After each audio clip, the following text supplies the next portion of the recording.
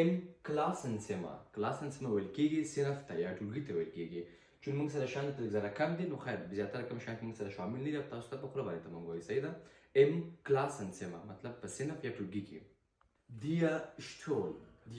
ویل کېږي چوکۍ ته دیا شټول دیا تش ویل کېږي میز ته دیا تش دی تافل ویل کېږي تختې ته دی تافل Das Heft مانا کتابچه Das Heft Das Buch مانا کتاب Das Buch Das Papier ویل کېږي ورقې ته Das Papier Das Arbeitsblatt ویل کېږي ورکشیټ ته په کومه چې موږ کار کوو ورباندې که نه یو مثال یو اګزام کې ورقه غونډه کې وي هغه لپاره چې موږ کار کوو هغه لپاره بیا موږ Arbeitsblatt استعمالوو صحیح ده Das Arbeitsblatt Der Marker خو مارکر ته ویل کېږي صحیح ده Der Marker دیا کولی ویل کېږي قلم ته دیا کولی دیا بلایشټفت ویل کېږي پنسل ته دیا بلایشټفت دیا بونشټفت ویل کېږي رنګ لرونکي پنسلونه چې کوم باندې موږ رنګ کوو چون دا قلمونه دي خیر موږ سره نه وي کوم قلمونه راواخیستل صحیح ده موږ وایو دیا بونشټفت دیا روکساک ویل کېږي بکسې ته دیا روکساک